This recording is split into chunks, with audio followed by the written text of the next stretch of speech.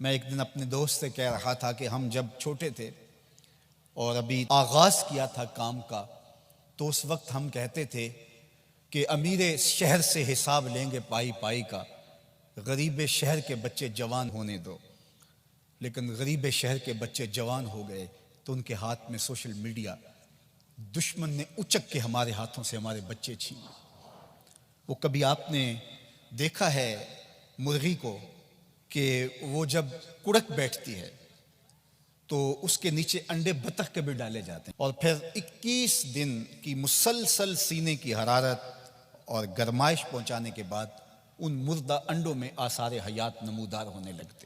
بطخ کے بچے جب انڈوں سے نکلتے اور مرغی ان کو لے کر کے جاتی ہے باہر گھومنے کے لیے، تو آگے جوہر ہوتا ہے، چھپڑ ہوتا ہے، اور سارے بچے چھلانگ لگا کے جوہر میں چلے جاتے ہیں، اور مرغی وہاں کھڑی ہو کے کڑ کڑ کر کے اپنے درد کا اظہار کر رہی ہوتی ہے کہ ان کو سینچا میں، ان کو پالا میں نے 21 دن کی ساری خواہشات کو ترک کر کے ان کو اپنے سینے کی توجہ دی اور یہ چھپڑ میں جا بڑھے۔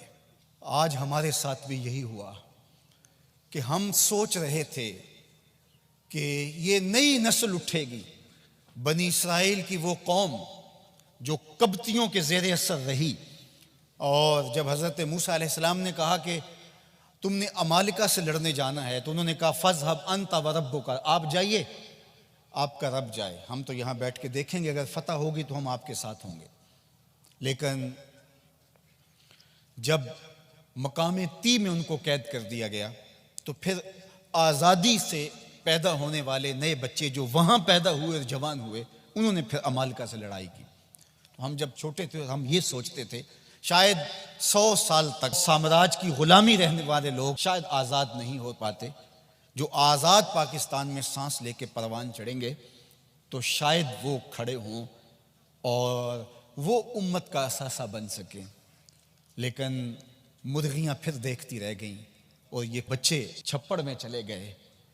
یہ چھپڑ چاہے سیاست کا دیکھ لیجئے، اور ان کی بولیاں دیکھ لیجئے، اور ان کے انداز اور تیور دیکھ لیجئے۔ ہماری اسمبلیاں مچھلی منڈی ہیں، اور ہمارے جو نمائندے ہیں وہ قابل فروخت مال ہے۔ قوموں کا اثاثہ یہی ہوتا ہے، قوموں کا سرمایہ یہی ہوتا ہے۔ منبر و محراب کی بات ہوئی، خانقاہوں کی بات ہوئی، یہ درد چھیڑے تو پمبا کجا کجا نہم کہ ہمہ داغ داغ است۔ کسی نے کہا تھا کہاں کہاں روئی رکھوں، جگہ جگہ سے تو خون رستا ہے، جاؤں تو کدھر جاؤں، درد تو رس رہا ہے، خون تو رس رہا ہے۔ تو حیا کا جوہر لٹ گیا، دور موجود کے فتنوں نے ہماری نسل کو اچک لیا ہے۔ وہ غنیمت ہے لوگ جو اپنی نسل کو بچا سکے، اور میں آپ سے یہی کہتا ہوں کہ ہم نے آنے والی نسل کو بچانا ہے، ہم نے ہمت نہیں چھوڑنی، ہم نے آنے والی نسل کے لیے محنت کرنی ہے۔ والدین کو ذمہ لینا پڑے گا کہ ہم اپنی اولاد کی صحیح تربیت کریں۔ صرف جو ہے وہ پیدا ہوئے بچے اور ان کو لوگوں کے رحم و کرم پہ چھوڑ دیا، اور جس مرضی سکول میں آنکھیں بند کر کے چھوڑ آئے، اور پتہ ہی نہیں کہ بچوں کی ترجیحات کیا ہیں اور بچے کدھر بڑھ رہے ہیں اور کس سمت رخ کر رہے ہیں۔ یہ والدین کی ذمہ داری ہے، اور وہ اولاد کی تربیت کریں۔ پھر استاد کی ذمہ داری ہے کہ وہ اس کو ذمہ لیتا ہے تو پھر اس کی ہر طرح کی فکری تربیت، ذہنی تربیت، علمی تربیت، ہر طرح کی تربیت اس کے ذمہ ہے۔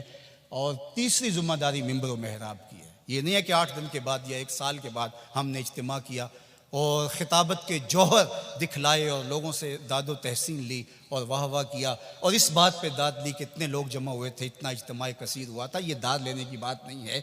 ہم نے یہ دیکھنا ہے کہ ہم نے بات کہی کیا، اور کیا وہ لوگوں کی جو ہے وہ معروضی ضروریات کو پورا کرتی ہے، اور لوگوں کی مستقل ضروریات کا مداوع اس میں ہے یا نہیں ہے۔ اللہ